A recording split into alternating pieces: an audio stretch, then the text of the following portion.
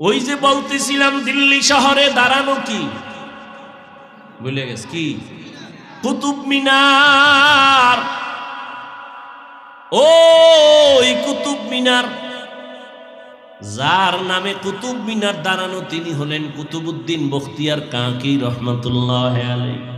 এত বড় একজন আল্লাহর প্রিয় গোলাম ইন্তেকাল যখন হবেন তার আগ মুহূর্তে তার মোহাব্বতের খাদেমকে ডেকে বললেন, খাদেম আমি কুতুবউদ্দিন চলে যাব, তবে শোন আমি মরে যাওয়ার পরে দুইটা কথা বলে গেলাম। এক নম্বরে যত দ্রুত পারো জানাজা কমপ্লিট করে দাফন করে ফেলবি, মাটির উপরে বেশিক্ষণ রাখবি না। রহমতের নবী বলছেন মাইয়েতের উপরে রাখলে মাইয়েতের কষ্ট হয়, দ্রুত দাফন করো। দ্বিতীয় কথা, আমার খাটিয়া যখন জানাজার ময়দানে নিয়ে যাবি হাজার হাজার হাজার ওলামায়ে কেরামও থাকবে, অনেক ভক্তবৃন্দ থাকবে, খবরদার আমার এই ওসিয়তটা যেন ভুলে না যাও। আমার খাটিয়াটা ময়দানের সামনে রাইখা ঘোষণা দিয়া দিবা, আমার জানাজা কে পড়াবে আমি নাম বলবো না, তবে এমন একটা লোক আমার জানাজা পড়াবে যার মধ্যে 4টা গুণ পাওয়া যাবে। 4 গুণওয়ালা ব্যক্তি যদি না থাকে আমার জানাজার ইমামতি যেন কেউ না করে। কয় গুণওয়ালা? 4 গুণওয়ালা ব্যক্তি ঘোষণা দিয়া দিবা। খাদেমের যখন বলছে কুতুবউদ্দিন দুনিয়া থেকে চলে গেলেন। নামি দামি এক ব্যক্তি, হিন্দু রাজার আশেক, পুরা যার নামে আজও দিল্লি শহরে কুতুব মিনার দাঁড়ানো, চলে গেল দুনিয়ার থেকে। জানাজার ময়দানে যখন নেয়া হলো গোসল কমপ্লিট করে, খাদেম খাটিয়ারে রাইখা ময়দানে হাজার হাজার মানুষ ওলামায়ে কেরাম একটা চিৎকার দিয়া বললেন, কুতুবউদ্দিনের 2টা ওসিয়ত দেরি না করে দাফন করে দেওয়া। 2 নাম্বার ওসিয়ত, এমন একজন আজকে ইমামতি করবে, জানাজার ইমাম হবে, যার মধ্যে কমপক্ষে 4টা গুণ পাওয়া যাবে। কয় গুণ? 4 গুণ পাওয়া যাবে। পুরা ময়দানের ওলামায়ে কেরাম দাঁড়ায় গেলেন, চুপ, কোনো আওয়াজ নাই, সব ময়দান চুপ হয়ে গেল। 4 গুণ না জানি আবার কি কয়। এইবার খাদেম বলতেছে 4 গুণের 1 নাম্বার গুণ হলো যেই বান্দা জীবনে জামাত ছাড়া নামাজ পড়ে নাই, জীবনে বালেগ হওয়ার পর থেকে জামাত ছুটে নাই। কয় নাম্বার? 1। 2 নাম্বার গুণ, যে কুতুবউদ্দিনের জানাজা পড়াবে 2 নাম্বার গুণ হলো আসরের 4 রাকাত ফরজ নামাজের আগে আরো 4 রাকাত আছে সুন্নত। কয় রাকাত? আসরের আগে 4 রাকাত সুন্নত, যার জীবনে ছুটে নাই। ফরজ না কি? চিন্তা করতে পারেন এটা কোন সুন্নত? না পড়লে কোনো গুনাহ, কিন্তু ফজিলত অনেক বেশি। 2 নাম্বার গুণ হলো আসরের 4 রাকাত ফরজ নামাজের আগের 4 রাকাত সুন্নত, যার জীবনে ছুটে নাই। 3 নাম্বার গুণ হলো যার এই 2 চক্ষু দিয়া কোনোদিন বেগানারে দেখে নাই, বেগানার নজর লাগে নাই। এখন আর কে তোমারে পর্দা লাগায় দিবে? এখন তো মোবাইল তোমার সামনে রেডি, তাকায় তাকায় জেনা করো, চোখের জেনা, কানের জেনা, জবানের জেনা, অন্তরের জেনা চলতেছে ঘরে ঘরে সারা রাত। মোবাইলে জেনা, চোখের জেনা, হাতের জেনা, কানের জেনা।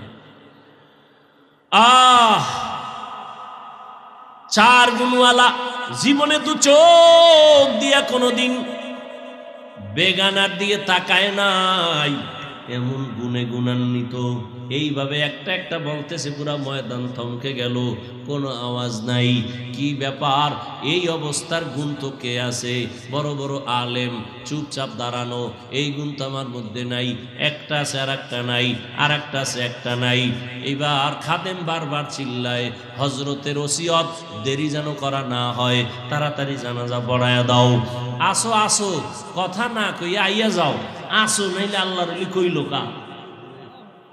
আউলিয়ারা কারে উকবা ইখতিয়ার জাহেলারা, কারে দুনিয়া ইখতিয়ার মাইলে মোমেন সোয়ে মোমেন মিশাওয়াব, মাইলে কাফের সোয়ে কাফের মিশাওয়াব। দীর্ঘ সময় যাচ্ছে, খাদেম বারবার এলান করে। হঠাৎ করে ময়দানে হাজার হাজার মানুষ, পেছন থেকে একটা চিৎকারের আওয়াজ, চিল্লায় বলে, আমাকে কুতুবউদ্দিনের খাটিয়ার সামনে যাওয়ার মতো রাস্তা করে দাও, সামনে যাওয়ার মতো রাস্তা করে দাও। সবাই চমকে উঠে রাস্তা করে দিল। আল্লাহর বান্দা এসে খাটিয়াটা ধরে একটা চিৎকার দিয়ে কয়, কুতুবউদ্দিন রে, নিজেও গেলি আমারেও ভেজালে ফালাইয়া গেলি। আমি যে 4 গুণের মালিক, আমার মালিক ছাড়া কেউ জানে না, আমার স্ত্রী জানে না আমি 4 গুণের মালিক। আমি আসরের আগের সুন্নাত বাদ দেই না, এটা খবরটা আমার স্ত্রীও জানে না। এই 4 গুণওয়ালা ব্যক্তি জানাজা পড়াবেন, ওই লোকটাকে কুতুবউদ্দিনের ব্যক্তি জানাজা পড়ানেওয়ালা। ওই ব্যক্তি কোনো জঙ্গলের সুফি দরবেশ না।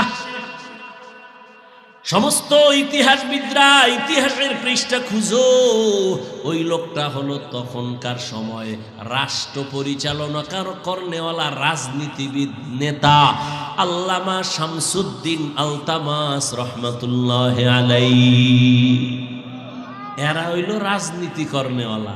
আর এখন দুনিয়াতে রাজনীতি চলে না, চান্দাবাজি আর ধান্দাবাজি চলে।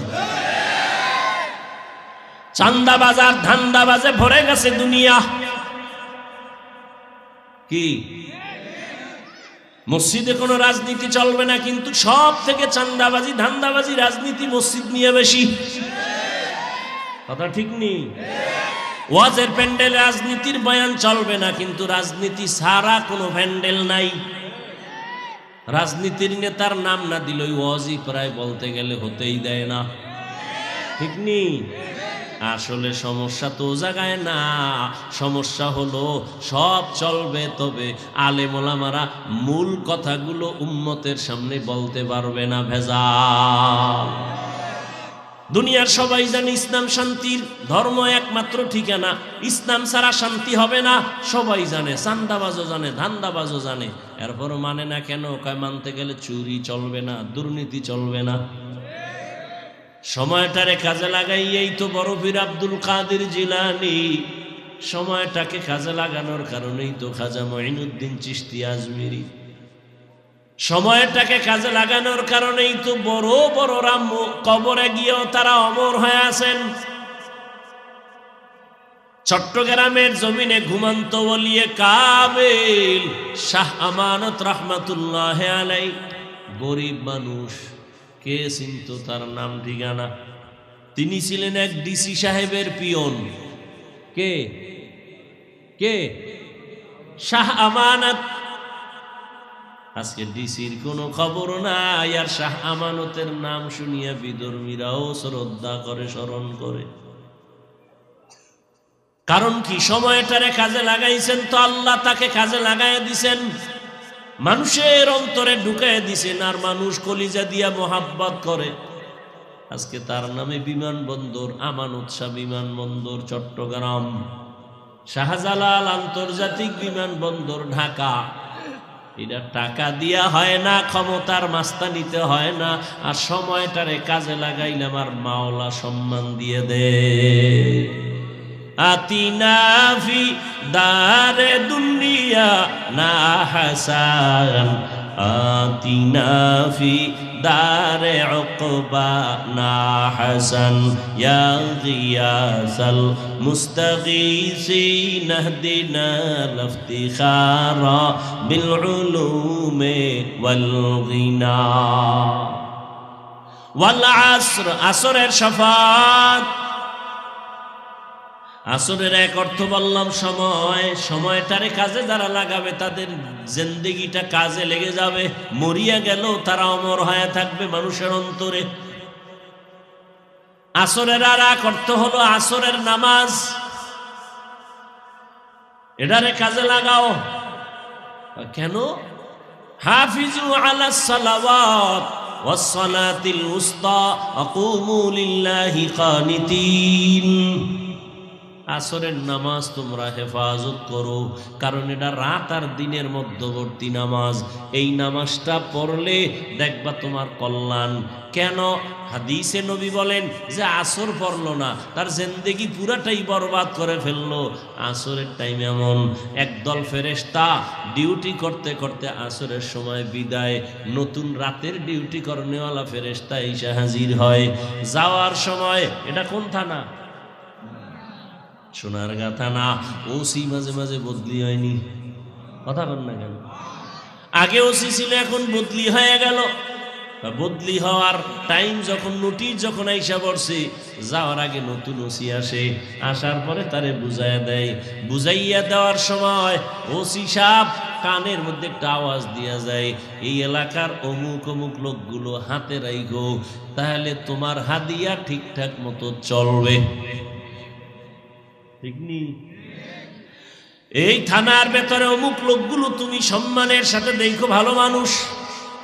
ওসি সাহেব তদন্ত ছাড়া নতুন ওসি শুই নেই, তাদের উপরে ধারণা ভালো না খারাপ? বলেন না কেন? ভালো। ঠিক আসরের ফেরেশতা যখন চলে যায়, সারাদিন ডিউটি কইরা যাওয়ার সময় রাতের ফেরেশতা যখন হাতে আইসা ডিউটি ধরে, ওদের কয়, এই যে নামাজের মধ্যে যারা দাঁড়ানো লোকগুলো ভালো, আমরা সাক্ষী দিলাম, তোমরাও সাক্ষী দিয়া আমল নামায় লিখিও। ওয়াল আসরি ইন্নাল ইনসানা লাফি খুসর। আসরের শপথ, নিশ্চয়ই সমস্ত মানুষগুলো জাহান্নামে যাবে। ইল্লাল্লাযীনা আমানু ওয়া আমিলুস সালিহাত।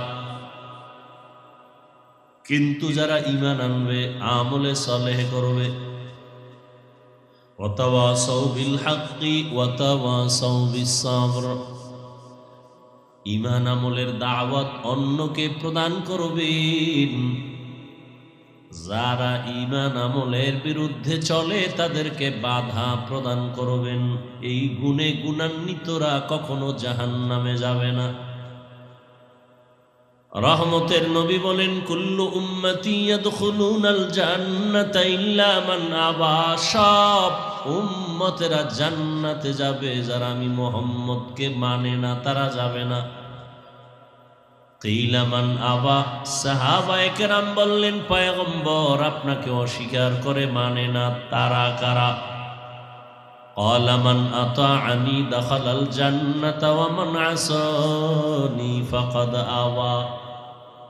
রহমতের নবী বলেন, যে আমার অনুসরণ করবে সে জান্নাতে যাবে, আর যে আমার বিরোধিতা করবে সে আমাকে অস্বীকার করার কারণে জাহান্নামে যাবে।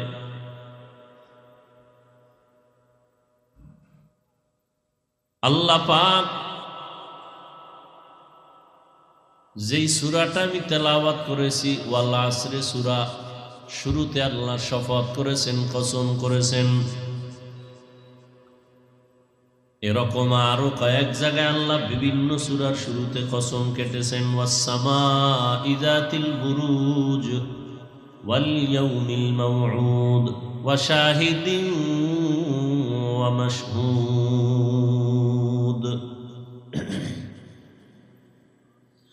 والتين والزيتون وطور سينين وهذا البلد الأمين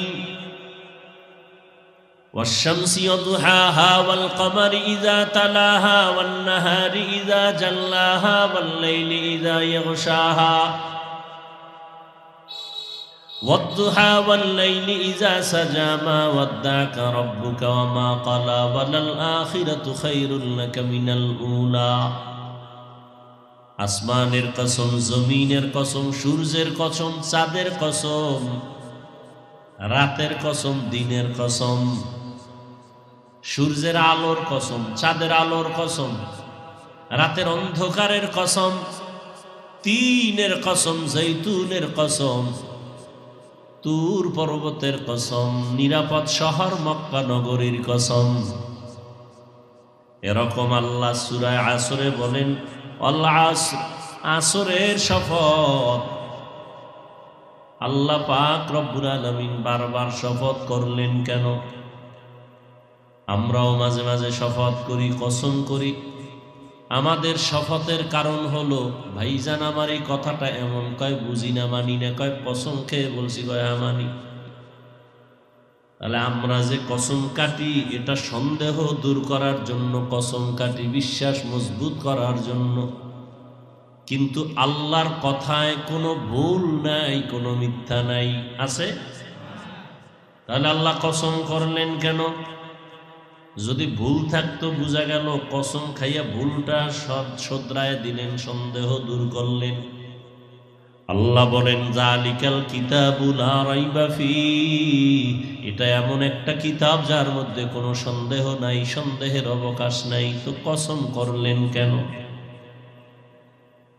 উলামায়ে কেরাম জবাব লিখেছেন, আল্লাহর সব কথা সত্য, কসমের আগেও সত্য, কসম করার পরেও সত্য, সব কথা, কোনো ভুল নাই।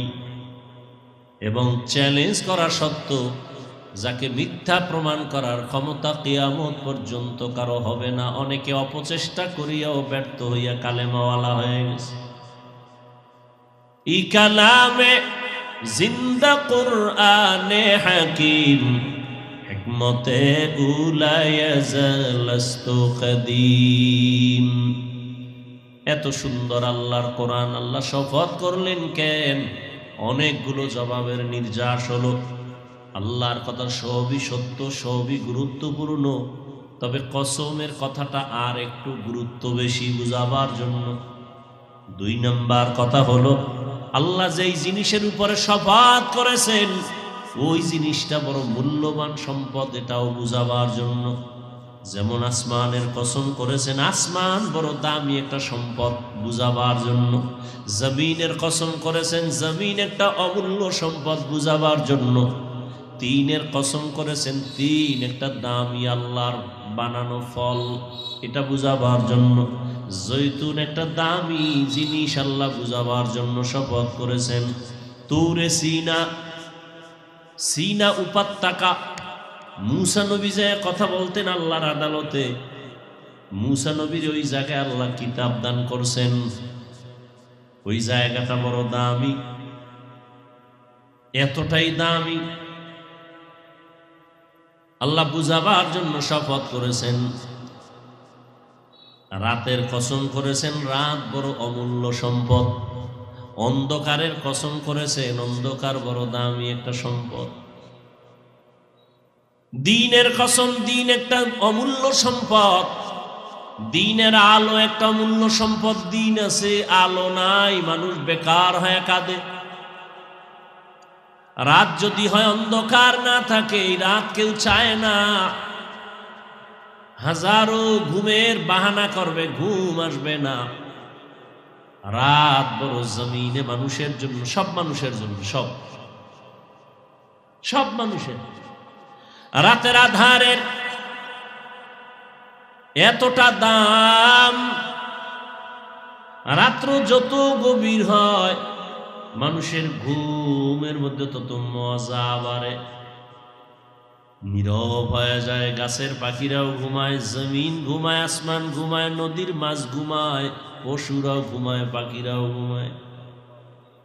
মানুষ যখন রাতের বেলা গভীর অন্ধকারে গভীর ঘুমে চলে যায়, সারা দুনিয়ার চিকিৎসা বিজ্ঞানীরা বলে, রাতের ঘুম প্রত্যেকটা মানুষের শরীরকে সুস্থ রাখার জন্য এক মহা ফ্রি ঔষধের নাম। একটা মানুষ 2 দিন না ঘুমাইলে পাগল হয়ে যাবে, চেহারাও ঠিক থাকবো না, খানা দানা ঠিক নেই, খালি বাথরুমে হইয়া থাকবে, তাহলে একটা ঘুম হয় নাই টাইম মতো, বেউস। বউরেও চেনে না, মায়েরও চেনে না, মাইয়ে হোলা চেনে না, দোকানদারি সব আউলা জোলা, মানে জিন্দিগিটা বরবাদ হয়ে গেছে। 3 দিনের ঘুম নাই। ঘুম এক অমূল্য সম্পদ। وجعلنا الليل لباسا وجعلنا النهار معاشا। রাতের ঘুম শরীরের মহা ঔষধ। তুমি হাজারো পর্দা লাগাইয়া সূর্যের আলোতে যদি তুমি ঘরের মধ্যে ঘুমাও, রাতের 1 ঘন্টা ঘুমের মজা আর বরকত দিনের 10 ঘন্টায়ও মিলবে না। রাতের ঘুম শরীরের ঔষধ, কিন্তু সেই ঔষধ নষ্ট করার জন্য সারা দুনিয়ার বিধর্মীরা মুসলমানের মোবাইল দিয়া জীবনটাকে বরবাদ করে ফেলেছে। হাসতে হাসতে জীবনটা নষ্ট হবে, টেরও পাবে না। তাই হচ্ছে, রাতের ঘুম নাই, মাথা ঠিক নাই, ব্রেন মাথা গরম, চোখের পাওয়ার কম। রাতের ঘুম বন্ধ করে সারা রাত মোবাইল নিয়ে ব্যস্ত থাকার কারণে মাথা ব্যথা বেড়ে গেছে, কিডনির উপরে চাপ আসতেছে, হার্ট দুর্বল হচ্ছে, লেখাপড়া ধ্বংস হয়ে যাচ্ছে, চরিত্রের তো খবরই নেই। গর্বা সুরত আদমি ইনসাবুদে আহমদ বু জাহলো হামেক সাবুদে আদমিরা আদমিয়ত লাজমাস উদে রাগার বুনা বশুদহি জামাজ আদমিয়ত লাহমু শাহমু পশতে নিস আদমিয়ত জুজরে যায় দুসতে নিস। এক রাত ঠিক মতো যদি ঘুমাইতে না পারি, পরের দিন বার বয়ান করতে পারি না, মাথা গরম, কণ্ঠ বৈশা যায়। রাতের ঘুম সুস্থতার জন্য এক মহা ঔষধ, বিনা টাকার এক ঔষধ, অমূল্য এক সম্পদ। রাতের কসম,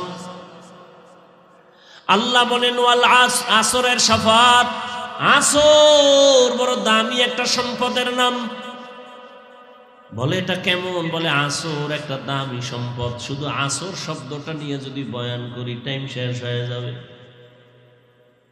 তাহলে আসর দিয়ে আজকে বয়ান করি, সামনে আর আলোচনা ইন্নাল ইনসান লাফি খুসর দিকে আর যাব না।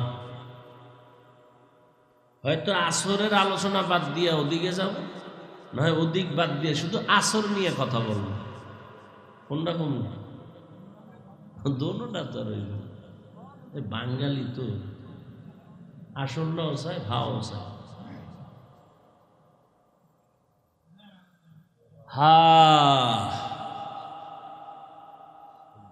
আল্লাহ হেদায়াত দান করুন। এদিক দিয়ে যে আমার অবস্থা টাইট হইল, এ নিয়ে কোনো চিন্তা নেই। জিন্দেগি মে বন্দগি তু করনা হে,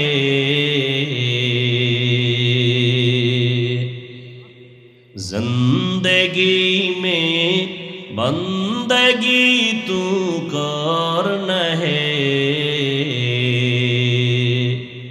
जिंदगी बे बंदगी शर्मिंदा है, जिंदगी बे बंदगी शर्मिंदा है। রিভাবটা দিতে পারলি না, আসল মিস্ত্রি করি নাই।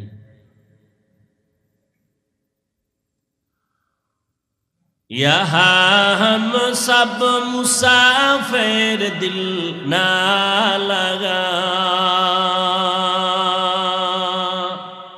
এই কই যান আমারে রাইখা? তা আমিও যাই বাড়ি, তাড়াতাড়ি যান। আহলে দিল কি নজর সে রূহ করতা যা, शाह दौलत सब फकीर गर नेक ने है, शाह दौलत सब फकीर गर नेक ने है, जिंदगी में बंदगी तू करना है,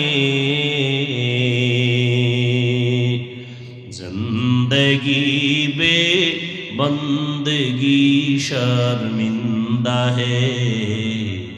जिंदगी बे बंदगी शर्मिंदा है, जिंदगी में बंदगी कुन बंदगी, बंदगी बे जिंदगी शर्मिंदगी। भाईरा আমার, আল্লাহ আসরের শপথ করলেন। আসর দামি একটা সম্পদ, এই সম্পদটারে যারা মূল্যায়ন করবে তাদেরও মূল্যায়ন বেড়ে যাবে। বলে এই সম্পদটার নাম কি? বলে আসরের এক অর্থ হলো সময়। আসরের অর্থ কি? এই রকম 25টা অর্থ আছে শুধু আসর শব্দটার। আমি শুধু 2টা শব্দের অর্থ 2টা নিয়ে কিছু কথা বলবো। এর মধ্যে একটা অর্থ বললাম, আসর মানে কি? সময়। এখন যদি মনে করেন তো সময় অর্থ, তার অর্থ কি হবে? আল আসর মানে সময়ের শপথ, তার মানে সময় বড় দামি। কেমন দামি? বলে মানুষের টোটাল জিন্দেগিটা সময়ের চাদরে আটকায় দিছেন আমার আল্লাহ। সময়টাকে আবার ভাগ করিয়া ফেলায় অনেকে, অতীত, বর্তমান, ভবিষ্যৎ। প্রত্যেকটা মানুষ সময়ের চাদরে আটকানো।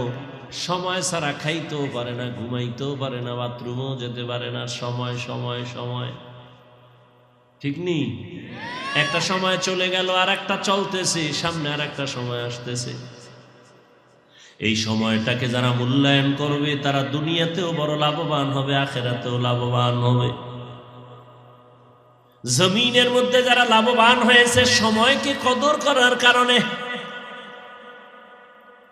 আর যারা সময়টাকে কদর করে নাই, অবমূল্যায়ন করেছে, এরা নিজেরাও এভাবেই নষ্ট জীবন নিয়ে চলে গেছে। কেউ তার নাম নিশানাও জানে না। আর সময়টাকে যারা কাজে লাগাইছে তারা দুনিয়ার লাইনও দামি, আখিরাতের লাইনও দামি হয়েছে। দুনিয়ার লাইনে যারা সময়টারে মূল্যায়ন করে, করায় গন্ডায় হিসাব করে করে কাজ করে, ওরাও দুনিয়াতে বড় লাভবান। কত মানুষ শুধু পান দোকানদারি করে আজকে বিল্ডিং এর মালিক হয়ে গেছে। কেন? বলে পান দোকানদারি করতে গিয়া সময়টারে কাজে লাগাইছে, অবহেলায় কাটায় নেই। আবার অনেক কোটিপতি ব্যবসার লাইনে গিয়া ফকির হয়ে গেছে। টাকা টাকা করতে করতে সময়টাকে অবহেলা করছে, নিজের জিন্দেগি অবহেলিত হয়ে গেছে। আবার আখিরাতের লাইনে যারা সময়টারে মূল্যায়ন করছে তারা আখিরাতের লাইনেও বড় দামি হয়ে গেছে। যারা আখিরাতের লাইনে সময়টাকে মূল্যায়ন করে নাই তাদের দাম কমে গেছে, দামও বাড়ে নাই। আম্বিয়া কেরাম, সাহাবায়ে কেরাম, আউলিয়া কেরাম সময়টারে এত মূল্যায়ন করতেন, একটা মুহূর্ত সময় তাদের আল্লাহর স্মরণ ছাড়া যায় না, যে কারণে তারা মরিয়াও অমর। আজও পর্যন্ত তাদের নাম না নিলে কোনো বক্তার বয়ান জমে না। কি রহমতের নবীর বয়ান, নবীদের কথা শুনলে মানুষ জিভ ধরে বসে থাকে, চোখে পানি এসে দিল নরম হয়। সাহাবায়ে কেরামের ইতিহাস বড় করুন, সময়টারে এত মূল্যায়ন করেছেন যে কারণে তাদের সম্মান কিয়ামত পর্যন্ত, কিয়ামতের দিনও তাদের সম্মান। একটা সেকেন্ড সময় তারা অপচয় নষ্ট করে নাই। সময়টারে কাজে লাগাও, সময় থাকিতে করো উন্নতি কামনা, সময় হারিয়ে গেলে আর পাইবা না।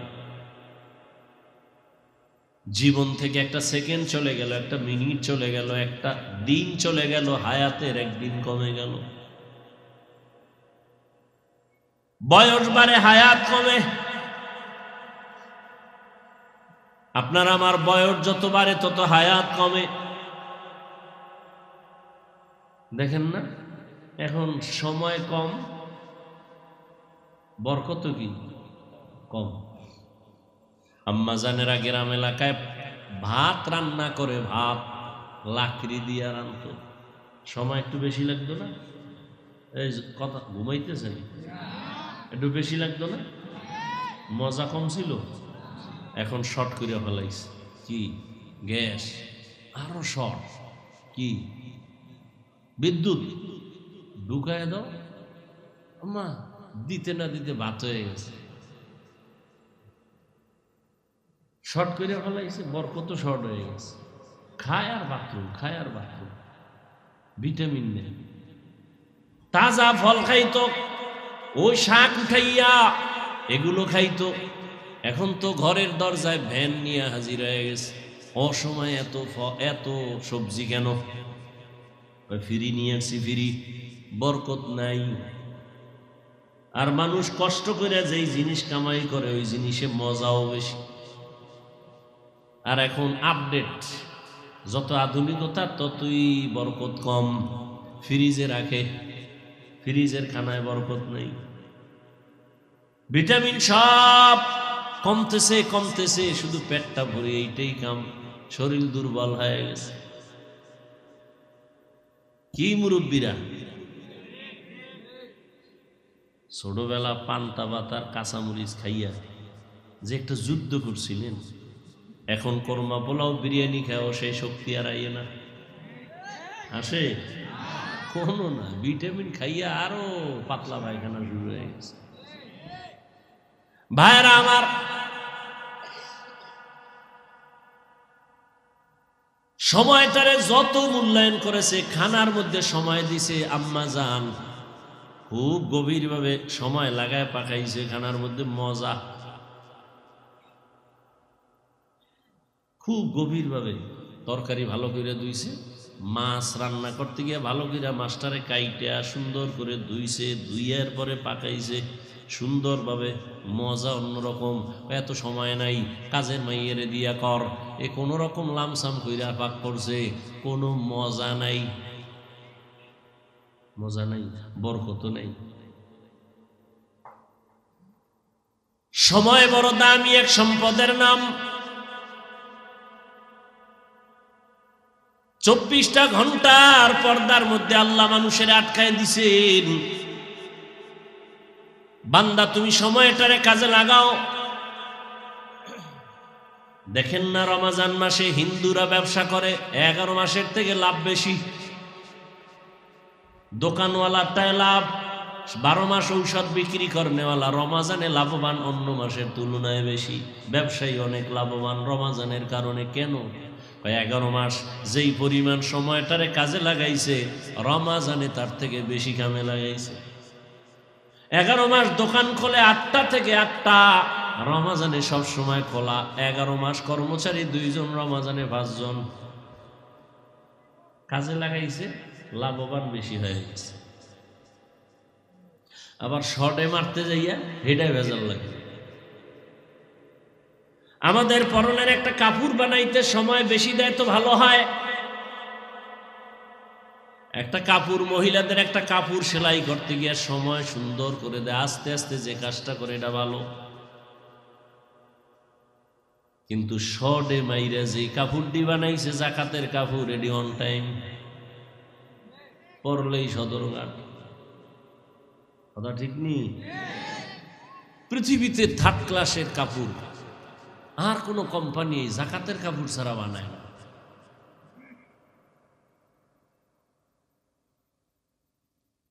জাকাত দেয় ঠিক, কিন্তু আল্লাহর থেকে কিছু পাবে না, কিচ্ছু পাবে না। ধোঁকা, মানুষকে দেখানোর জন্য। কিন্তু যে একটা বরকত পাওয়ার কথা, এটা পাবে না। সময়টারে যে যেই লাইনে কাজে লাগায় ওই লাইনে সে লাভবান। আপনাদের এলাকার থেকে 4টা যুবক ছেলে বিদেশ গেছে চাকরি করবে, ধার ঋণ হইয়া টাকা নিয়ে গেছে। বিদেশ যাওয়ার পরে 2 জন লালে লাল। কেমন লাল? কয় ঋণ আদায় করছে আর বাড়িতে বিল্ডিং, ঢাকার শহরে জায়গা, ফ্ল্যাটের মালিক। আর 2 জন ওদের ঘর ইন্দুর পরে আর মরে, ঋণই আদায় করতে পারে নাই। 4 জন একসাথে গেল, ওদের হালাত এমন কেন? ওগো দুইজনারে ধইরা ফেলায় জিগাইলাম, কিরে তোদের অবস্থা এমন কেন? কয় জানি না, আমরা তো ডিউটি ঠিক মতোই মালিকেরটা করছি। তো যারা লাল হইল বুঝি গেলাম কি ব্যাপার? কয় ডিউটি 8 ঘন্টা ছিল, আমরা 16 ঘন্টা ডিউটি ওভার ডিউটি কইরা কইরা সময় কাজে লাগাইছি। কারণ ঘুমাবার জন্য বিদেশ আসি নাই, কারণ আমার মাথার উপরে আমার আম্মা বসা, আব্বা বসা, স্ত্রী আছে, ভাই বোন আছে, এদের কামাই রুজির চাপ আমার মাথার উপরে, ঋণের বোঝা মাথায়, বাড়ির খরচের মাথায়, ঈদের খরচ আমার মাথায়। এজন্য মালিকের ডিউটি শেষ হওয়ার পরে ওভার ডিউটি করে করে সময় কাজে লাগাইছে। আর ওই দুইটায় টুকটাক কাজ করছে, ওবার তো দূরের কথা, যা পাইতো এটি দিয়া গাঞ্জা মাঞ্জা খাইয়া সাইজ হয়ে গেছে, চেহারাটা বান্দর বানাই গেছে। বিদেশের ঘরে রুম আছে, আল্লাহ হেদায়াত দান করুন। সময়টারে কাজে লাগাইছে তো দাম বেড়ে গেছে। আখিরাতের লাইনে যারা সময়টারে কাজে লাগাবে তাদের সম্মান।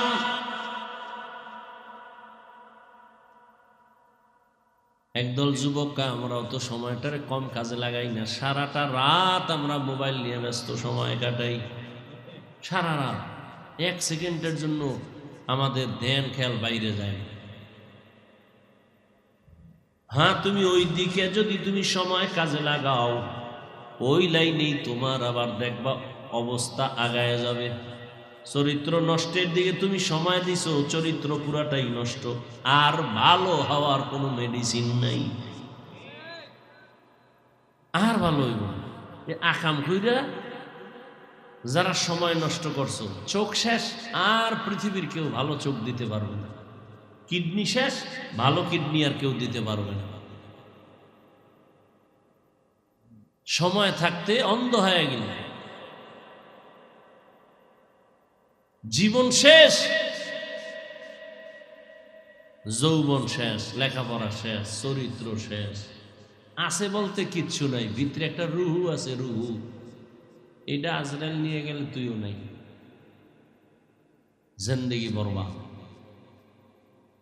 ভাইরা আমার,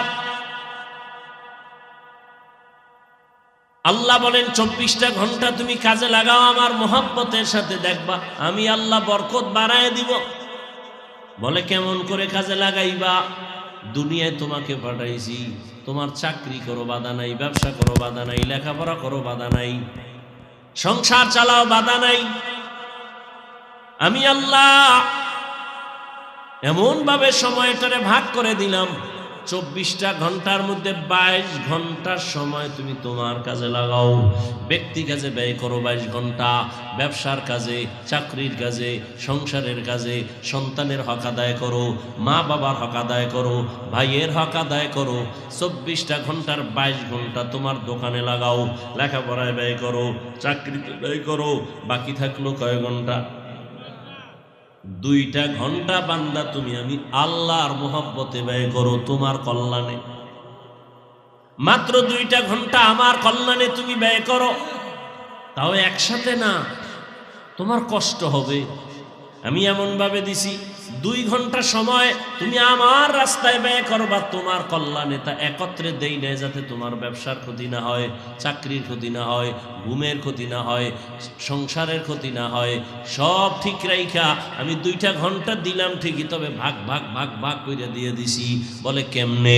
বলে ঘুম থেকে তুমি উঠবা, 4 রাকাত নামাজ পড়বা, ফজরের 20 মিনিট সময় দিয়ে তুমি তোমার কাজে বের হয়ে যাও। আবার তুমি দোকানে যাও, চাকরিতে যাও, জোহরের আজান যখন হবে আবার 20টা মিনিট সময় দিয়ে তুমি 10 রাকাত নামাজ পড়ো, গোসল করো, আবার দোকানে চলে যাও, অফিসে চলে যাও। দীর্ঘ টাইম তোমার কাজ করার পর আবার তুমি আসরের টাইমে 4 রাকাত নামাজে 20 মিনিট সময় দাও।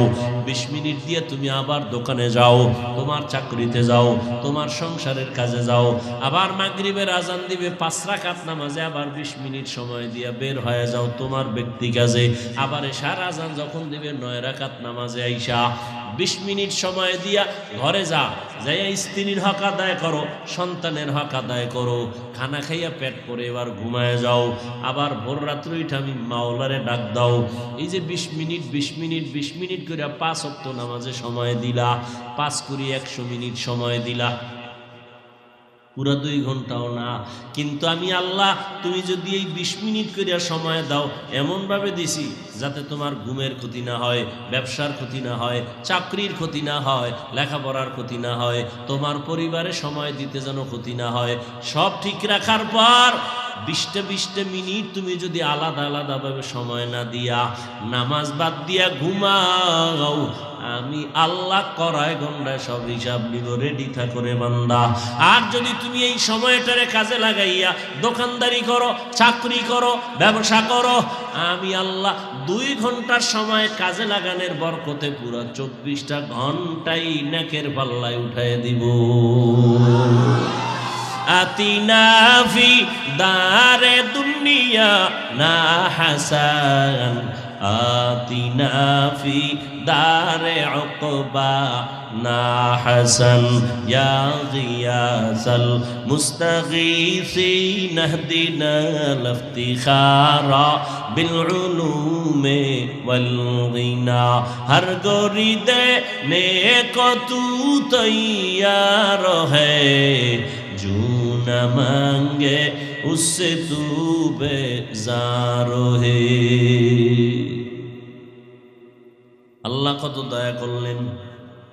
আল্লাহ কইছে চাকরি, ব্যবসা, সংসার বাদ দিয়ে খালি কোরআন শরীফ পড়ো, তেলাওয়াত করো, জিকির করো, তসবিহ লয়ে সারা রাত কাটো। আল্লাহ বলছেন বরং আপনি যদি 2 ঘন্টার সময় এভাবে আল্লাহর দেওয়া লাইন মতো কাজে লাগান, তাহলে আপনার সংসারে যে সময় দিচ্ছেন এটাও ইবাদত। আপনি যে দোকানদারি করেন ইবাদত, চাকরি করবেন ইবাদত, সব আপনি যে ঘুমাইতেছেন এই ঘুমটাও ইবাদত। নবীজি বলেন কেউ যদি এশার নামাজ পড়ে ঘুমায়, আবার ঘুম থেকে উঠে যদি সময় মতো ফজরের নামাজ 4 রাকাত আদায় করে নেয়, নবী বলেন ঘুমানোর সময়টাও নেকের পাল্লায় ওজন করা হবে। মকুন সুসুতি নামাজে পাঞ্জে গানা ফাওয়াইলুল লিল মুসাল্লিনাল্লাযিনা মুমিনারা ইনামাজে ইমদাদে দা ইস্তাঈনু আয়াতে কুরআন আবখা আয়াতে কদ আফলাহারা ইয়াদিকুন গৌরকুন্দর মানিয়াজ দিল সাদিকুন। দিল্লি শহর কোথায়? ভারত। ভারত হুল্লি একটু ঘৃণা হয় না? ভারত ঘৃণা আসবে কেন? ভারত তো ওই জমিন, যেই জমিন থেকে প্রথম পৃথিবীর বুকে হজ শুরু হয়েছে। হজ হজ ওয়াজ না কি? বরকতি জমিন না? কথা কন না কেন?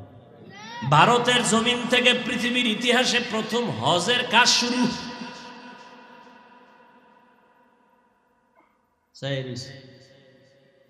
এতদিন হুনছি কি আর কি আন্দাজ?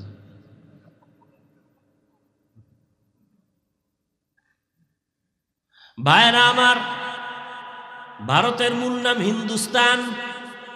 কি নাম? এই যে হিন্দুস্তান নাম হইল, এটা কোনো কেমনে হইত?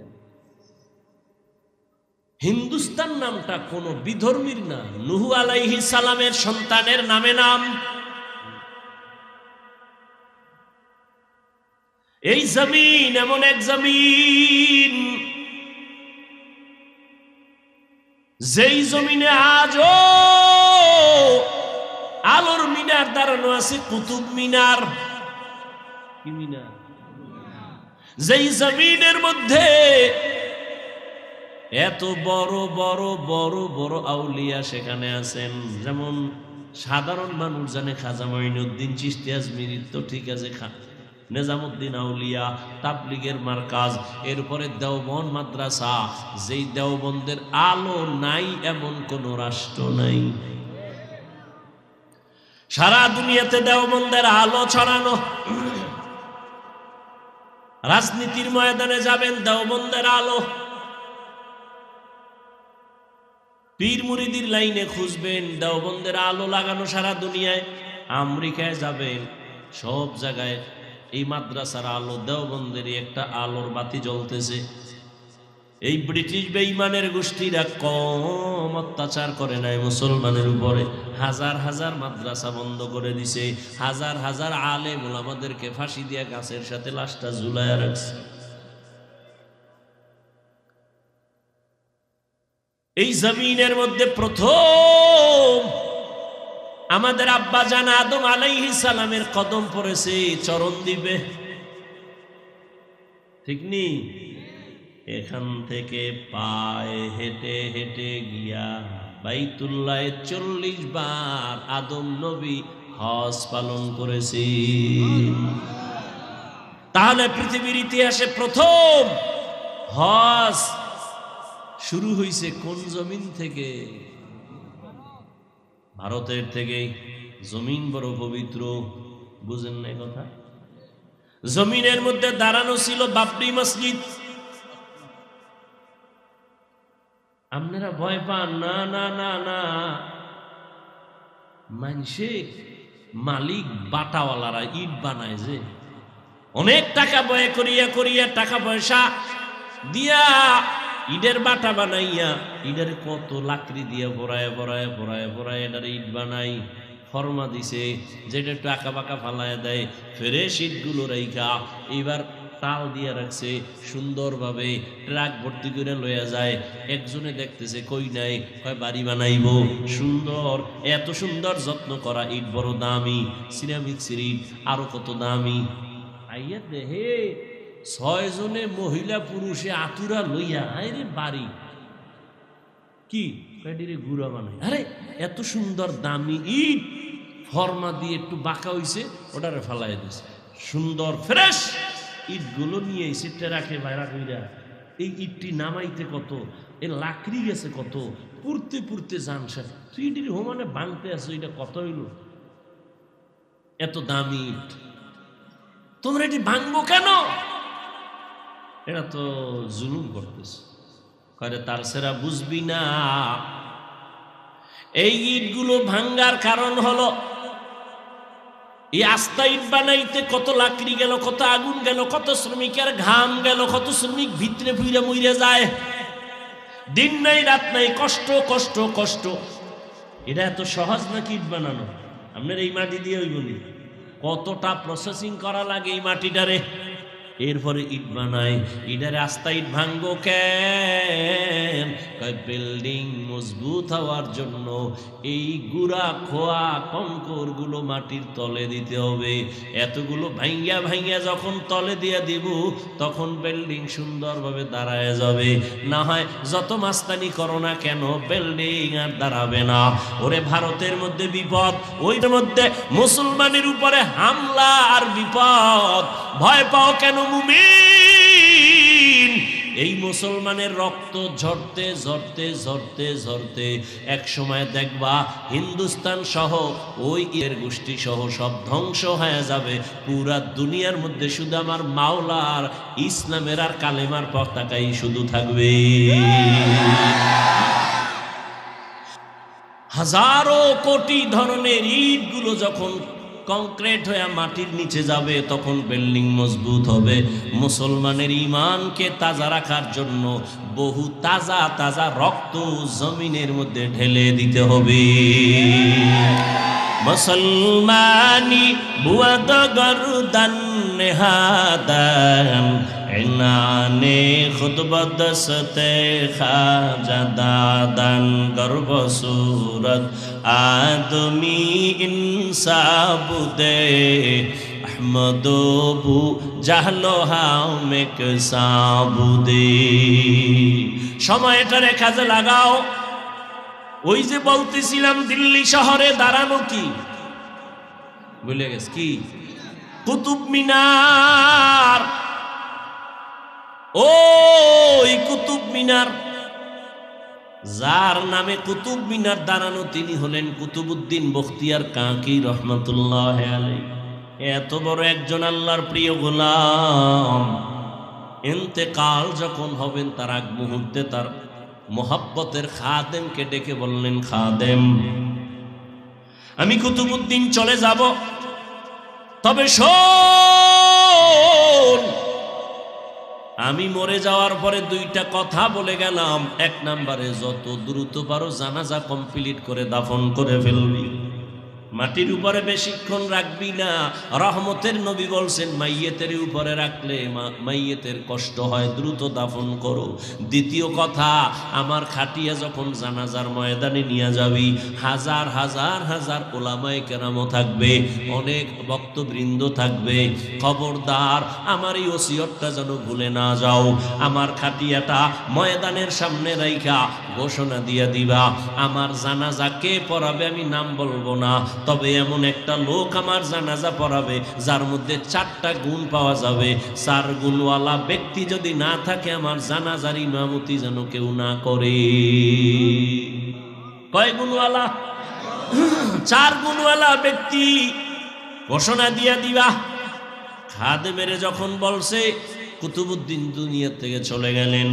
নামি দামি এক ব্যক্তি, হিন্দু রাজার আশেক, পুরা যার নামে আজও দিল্লি শহরে কুতুব মিনার দাঁড়ানো। চলে গেল দুনিয়ার থেকে। জানাজার ময়দানে যখন নেয়া হলো, গোসল কমপ্লিট করে খাদেম খাটিয়ারে রাইখা ময়দানে হাজার হাজার মানুষ ওলামায়ে কেরাম একটা চিৎকার দিয়া বললেন, কুতুবউদ্দিনের 2টা ওসিয়ত দেরি না করে দাফন করে দেওয়া। 2 নাম্বার ওসিয়ত, এমন একজন আজকে ইমামতি করবে, জানাজার ইমাম হবে, যার মধ্যে কমপক্ষে 4টা গুণ পাওয়া যাবে। কয় গুণ? 4 গুণ পাওয়া যাবে। পুরা ময়দানের ওলামায়ে কেরাম দাঁড়ায় গেলেন, চুপ, কোনো আওয়াজ নাই, সব ময়দান চুপ হয়ে গেল। 4 গুণ না জানি আবার কি কয়। এইবার খাদেম বলতেছে, 4 গুণের 1 নম্বর গুণ হলো, যেই বান্দা জীবনে জামাত ছাড়া নামাজ পড়ে নাই, জীবনে বালেগ হওয়ার পর থেকে জামাত ছুটে নাই। কয় নাম্বার?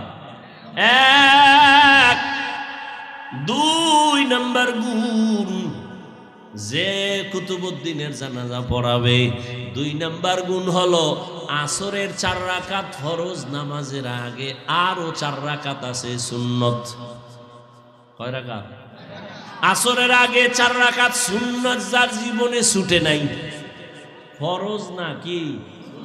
চিন্তা করতে পারেন এটা কোন সুন্নত? না পড়লে কোনো গুনাহ, কিন্তু ফজিলত অনেক বেশি।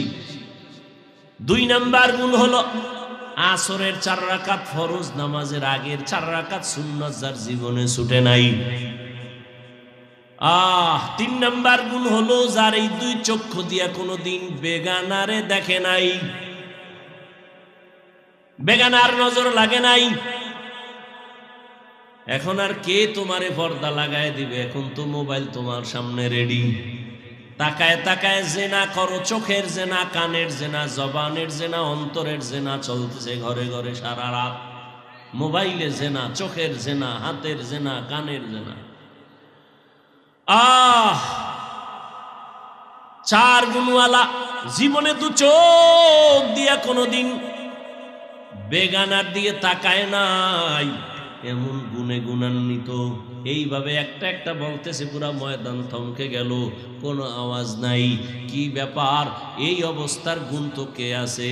বড় বড় আলেম চুপচাপ দাঁড়ানো, এই গুণ তো আমার মধ্যে নাই। একটা আছে আর একটা নাই, আর একটা আছে একটা নাই। এইবার খাদেম বারবার চিল্লায়, হজরতের ওসিয়ত দেরি যেন করা না হয়, তাড়াতাড়ি জানাজা পড়ায়া দাও।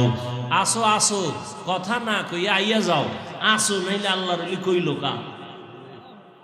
আউলিয়ারা কারে উকবা ইখতিয়ার, জাহেলারা কারে দুনিয়া ইখতিয়ার। মাইলে মোমেন সোয়ে মোমেন মিশাওয়াত, মাইলে কাফের সোয়ে কাফের মিশাওয়াত। দীর্ঘ সময় যাচ্ছে, খাদেম বারবার এলান করে। হঠাৎ করে ময়দানে হাজার হাজার মানুষ, পেছন থেকে একটা চিৎকারের আওয়াজ, চিল্লায় বলে, আমাকে কুতুবউদ্দিনের খাটিয়ার সামনে যাওয়ার মতো রাস্তা করে দাও। সামনে যাওয়ার মতো রাস্তা করে দাও। সবাই চমকে উঠে রাস্তা করে দিল। আল্লাহর বান্দা এসে খাটিয়াটা ধরে একটা চিৎকার দিয়ে কয়, কুতুবউদ্দিন রে, নিজেও গেলি আমারেও ভেজালে ফালাইয়া গেলি। আমি যে 4 গুণের মালিক, আমার মালিক ছাড়া কেউ জানে না, আমার স্ত্রী জানে না আমি 4 গুণের মালিক। আমি আসরের আগের সুন্নাত বাদ দেই না, এটা খবরটা আমার স্ত্রীও জানে না। এই 4 গুণওয়ালা ব্যক্তি জানাজা পড়াবেন, ওই লোকটাকে কুতুবউদ্দিনের ব্যক্তি জানাজা পড়ানেওয়ালা। ওই ব্যক্তি কোনো জঙ্গলের সুফি দরবেশ না। সমস্ত ইতিহাসবিদরা ইতিহাসের পৃষ্ঠা খুঁজো, ওই লোকটা হলো তখনকার সময়ে রাষ্ট্র পরিচালনা করনেওয়ালা রাজনীতিবিদ নেতা আল্লামা শামসুদ্দিন আলতামাস রহমাতুল্লাহ আলাইহি। এরা হইল রাজনীতি করনেওয়ালা। আর এখন দুনিয়াতে রাজনীতি চলে না, চান্দাবাজি আর ধান্দাবাজি চলে। চান্দাবাজার ধান্দাবাজে ভরে গেছে দুনিয়া। কি মসজিদে কোনো রাজনীতি চলবে না, কিন্তু সব থেকে চান্দাবাজি ধান্দাবাজি রাজনীতি মসজিদ নিয়ে বেশি। কথা ঠিক নেই? ওয়াজের প্যান্ডেল রাজনীতির বয়ান চলবে না, কিন্তু রাজনীতি ছাড়া কোনো প্যান্ডেল নাই।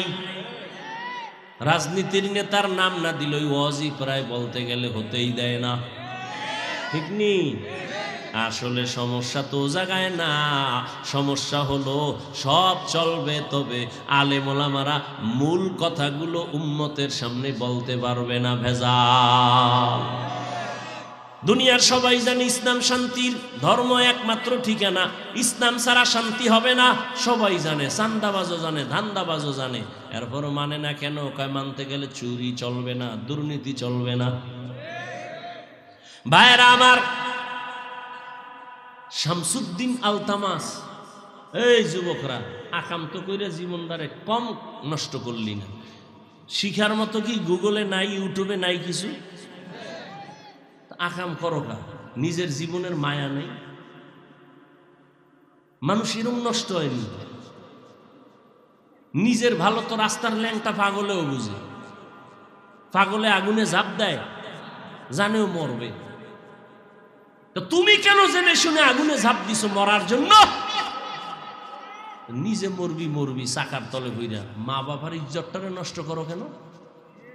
তোর মা ঘরের মধ্যে কান্না করে, বাবায় কাঁদে, সন্তানের চরিত্র এত খারাপ, মানুষের সামনে মুখ দেখাইতে পারি না, মাও কান্না করে, বাবাও কান্না করে।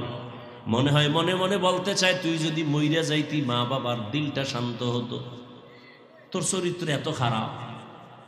সারা রাত ঘরের মধ্যে মোবাইল চালাও, বন্ধু বান্ধবী নিয়ে আড্ডা দাও, মায়ের কর টাকা দে, নাইলে মাইরে ফালামু। দেখো না কয়েকদিন আগে বাবারে মারছে, কয়েকদিন আগে বাবাকে মেরে ফেলছে। এরে নবীর আশেক, সময়টারে কাজে লাগাইও। ওয়াল আসর, আর আসরের সময়টারে কাজে লাগাও, আসরের নামাজটারে কাজে লাগাও। তার মানে শুধু আসর পড়বে, আর একটাও না। হ্যাঁ, খবরদার, 1 ওয়াক্ত নামাজ যেন ছুটে না যায়। ও আমার যুবক বাবারা, বৃদ্ধ বাবাজিরা, পর্দার আড়ালের আম্মা জানেরা, বোনেরা, আপনি ব্যবসা করেন, চাকরি করেন, চা করেন, সংসার চালান, সব ঠিক আছে। স্কুলে পড়ো যুবক, তুমি কলেজে পড়ো, যাই করো না কেন, 5 বেলার নামাজ পড়ো, ডাক্তার হও, ইঞ্জিনিয়ার হও, যা কিছু হও, ইসলাম তোমাকে বাধা দিবে না। 2 ঘন্টার সময় কাজে লাগাইও, 5 বেলার নামাজ, শিক্ষকের দোয়া নিয়া, মা বাবার দোয়া নিয়া, উলামায়ে কেরামের দোয়া নিয়া সামনে চলিও। কারো বিরুদ্ধে লাইগো না রে বাবা, নিজেরে নিয়ে একটু ফিকির করো। ডাক্তার হলে আদর্শবান ডাক্তার হও, চরিত্রবান ইঞ্জিনিয়ার হও, চরিত্রবান প্রফেসর হও, চরিত্রবান একজন টিচার হও। দেখবা সম্মান শুধু সোনার গানা, পুরা দেশের মধ্যে তোমার সুনাম অর্জন হবে, আল্লাহ তোমার সম্মান বাড়াবে। সেক্ষেত্রে লাগবে মা বাবার দোয়া, শিক্ষকের দোয়া, উলামায়ে কেরামের দোয়া। এদের সাথে যদি বেয়াদবি করো, জীবনটা বরবাদ হয়ে যাবে।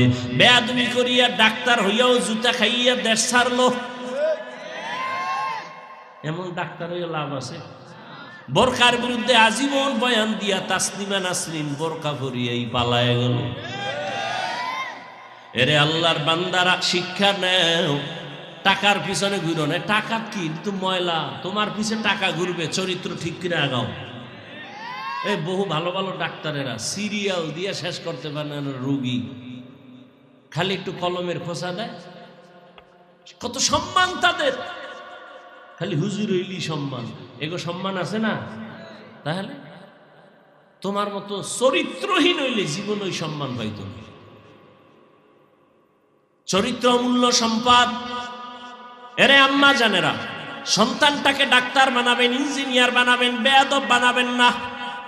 সন্তানটা যেন চরিত্রবান ইঞ্জিনিয়ার হয়, চরিত্রবান আদর্শবান একজন ডাক্তার হয়, প্রফেসর হয়। মা বাবার দোয়া নিয়ে চলে, ব্যবহার ভালো করে, বন্ধু বান্ধবের সাথে আচরণ ভালো করে, আলেমের দোয়া নিয়ে চলবে।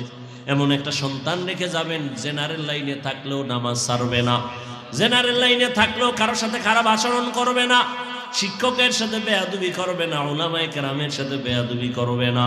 এমন একটা সন্তান রেখে যাবে। আর সেক্ষেত্রে আপনি মায়ের দোয়া লাগবে, অবদানও লাগবে। কারণ গাছ ভালো হলে ফল ভালো হবে, মা বাবার আদর্শ ভালো হলে সন্তান ভালো হবে। এরে আম্মা জান, একটা আদর্শমান সন্তান বানানোর জন্য আপনি মাকে আদর্শওয়ালা হতে হবে। স্বামীর খেদমত করবেন, স্বামীর মাল হেফাজত করবেন, মোবাইলে সময় নষ্ট করবেন না। আপনি যদি উল্টা পাল্টা করেন, সন্তানও কিন্তু ওই শিক্ষা নিয়েই দুনিয়াতে চলবে। আপনি যদি উল্টা পথে চলেন, সন্তানও উল্টা দিকে চলবে। অতএব সন্তানটাকে ভালো বানাবার জন্য নিজে গুনাহ থেকে ফিরে যান, মোবাইল থেকে ফিরিয়ে যান, স্বামীর সাথে ভালো আচরণ করেন, স্বামীর সম্পদ হেফাজত করেন, পর্দা করেন, নামাজ পড়েন। আপনার মতো কত মা পর্দাওয়ালা নামাজি এলাকায় আছে, মোবাইলে সময় নষ্ট করে না, অভাব নাই। ও বৃদ্ধ বাবাজি, আপনার মতো বুড়ারা নামাজ পড়ে মসজিদে, আপনি কেন পারবেন না? ও যুবক বাবারা, তোমার মতো কত যুবক স্কুল কলেজে পড়ে, চাকরি করে, ব্যবসা করে, নামাজ পড়ে, দাড়িওয়ালা নাই? তোমার মতো যুবক রাস্তায় গাড়ি চালায়, নামাজ ছাড়ে না। তোমার বিবেকটাকে প্রশ্ন করো, তুমি কেন পারো না? তোমার কপাল কেন খারাপ? তোমার মতো যুবক তাকায় দেখো, নদীর মধ্যে মাছ ধরে, কৃষি কাজ করে, নামাজ পড়ে, তুমি কেন পারো না? এখনো সময় আছে, তওবা করে নেও, সময়টারে কাজে লাগাও। আর জীবনে অপচয় সময় নষ্ট করবা না, আর নামাজ ছাড়বা না, মা বাবার বরদোয়া নিবা না, শিক্ষকের দোয়া নিয়া, উলামায়ে কেরামের দোয়া নিয়ে, নবীর আদর্শ মেনে জীবন চালাবা। তওবা করার যদি নিয়ত হয়, দুটো হাত আমার আল্লাহকে দেখায় দাও। আয় আল্লাহ, হাতগুলো কবুল করে নেন, তওবা কবুল করে নেন, তওবার উপরে মজবুত হইয়া চলার তৌফিক দান করেন, আমিন। আলহামদুলিল্লাহি রাব্বিল আলামিন, ওয়াসসালাতু ওয়াসসালামু আলা সাইয়্যিদিল আমবিয়াই ওয়াল মুরসালিন ওয়া আলা আলিহি ওয়া আসহাবিহি আজমাইন। ইয়া আরহামার রাহিমিন, ইয়া আরহামার রাহিমিন, ইয়া আরহামার রাহিমিন, রব্বিরহামহুমা কামা রাব্বায়ানি সগীরা। আল্লাহুম্মা ইন্নাকা আফুউন কারীম তুহিব্বুল আফওয়া ফা'ফু আন্না। আল্লাহুম্মা ইন্না নাসআলুকা রিযাকা ওয়াল জান্নাহ ওয়া নাউযু বিকা মিন সাখাতিকা ওয়ান নার। ও দয়ার মালিক, আমরা গুনার বোঝা নিয়ে হাত তুলেছি। 2 দিন মাহফিলের শেষ, মেহেরবানি করে আমাদের জীবনের গুনাহ মাফ করে দেন, মাহফিল কবুল করে নেন, আয়োজনকারী, সহযোগিতাকারী, দান সদকাকারীদের কবুল করে নেন, এলাকায় শান্তি দান করেন, মা বোনদের পর্দাওয়ালা বানায় দেন, সন্তানগুলো নেককার বানায় দেন, যারা লেখাপড়া করে পরীক্ষার্থী কামিয়াবি দান করেন। আয় আল্লাহ, আমার যুবকদের দিনদার বানায় দেন, মোবাইলের গুনাহের থেকে হেফাজত করেন, নবীজির সুন্নাতালা জীবন দান করেন, নবীজির রওজা বাইতুল্লাহ জিয়ারতের জন্য কবুল করে নেন। আয় আল্লাহ, সারা দুনিয়াবাসীকে মাফ করে দেন, ফিলিস্তিনের মুসলমানদের উপরে রহমতের চাদর বিছায়া দেন, জালেমদের ধ্বংস করে দেন। আল্লাহ, মুসলমানের ঈমান আমল হেফাজতের ব্যবস্থা করে দেন। আয় আল্লাহ, বাংলাদেশ শান্তির দেশ বানায় দেন। আয় আল্লাহ, জুলুম থেকে দেশ ও জাতিকে হেফাজত করেন। ওলামায়ে কেরামদের এখন এক বানায় দেন, ওলামায়ে কেরামের ইজ্জত বাড়ায় দেন। যারা ওলামায়ে কেরামের ইজ্জত ছোট করার জন্য ষড়যন্ত্র করে, তাদের হেদায়াত দান করেন। আল্লাহ, আয় আল্লাহ, পরস্পরে মোহাব্বত বাড়ায় দেন, রিয়া হাসাদ কিবির দূর করে দেন, তাকওয়া ইখলাস দান করেন। আয় আল্লাহ, যারা ব্যবসা চাকরি করে হালাল ভাবে বরকত দান করেন। আয় আল্লাহ তাআলা দাম্পত্য জীবন সুখময় করে দেন। আয় আল্লাহ সবার দিলের ন্যাক আশা পূরণ করে দেন। আয় আল্লাহ বরকতি হালাল রিজিক দান করেন। মাদ্রাসা মসজিদ কবুল করে নেন, অন্যান্য শিক্ষা প্রতিষ্ঠান নবীর আদর্শে কবুল করে নেন। আয় আল্লাহ চলার পথে হেফাজত করেন, জাহিরি বাতিনি দুশ্মনের মোকাবেলায় বিজয় দান করেন, বাতিলের মোকাবেলায় বিজয় দান করেন, মুখালেফের মুওয়াফিক বানায় দেন। আয় আল্লাহ কোরআন সুন্নাহর ইলমের নূর সিনায় দান করেন। আয় আল্লাহ সুন্নাতওয়ালা জিন্দেগি দান করেন। আয় আল্লাহ সুন্নাত অনুযায়ী কথা বলার, আমল করার তৌফিক দান করেন। আয় আল্লাহ তাআলা মেহেরবানি করে ইলম ও হিলম ও হিকমত ও আমলে বরকত বাড়ায়া দেন। আমরা যারা হাত তুলেছি জানি না কার মা নাই, কার বাবা নাই, অন্ধকার কবর থেকে দোয়া চায়, সবাইকে আপনি জান্নাতের ফয়সালা করে দেন। যারা বেঁচে আছেন হায়াত বাড়ায়া দেন, অসুস্থ যারা সুস্থ করে দেন। আল্লাহ আওয়াজে কথায় রুহানিয়াতে স্পষ্টতা বাড়ায়া দেন। আয় আল্লাহ সহি তরিকায় সহি নিয়তে সহি কথা বলার তৌফিক দান করেন। আয় আল্লাহ ইলমে বরকত বাড়ায়া দেন। আয় আল্লাহ তোলাবা উলামা সবার অন্তরে ইজ্জত মোহাব্বত রউফ বাড়ায়া দেন। উম্মতের অন্তরে ইজ্জত মোহাব্বত রউফ বাড়ায়া দেন। আপনার জাত ও সিফত ও কুদরতের উপরে পূর্ণ মোহাব্বত বিশ্বাসের মাকাম বাড়ায়া দেন, ইয়াকিনের মাকাম বাড়ায়া দেন। আয় আল্লাহ তাআলা মেহেরবানি করে ইজ্জতের জীবন দান করেন, হালাল বরকতি রিজিক দান করেন, ঋণ আদায়ের ব্যবস্থা করে দেন। আল্লাহ সারা দুনিয়ায় খেদমতের জন্য কবুল করে নেন। প্রবাসে যারা সবাইকে আপনি হেফাজত করেন।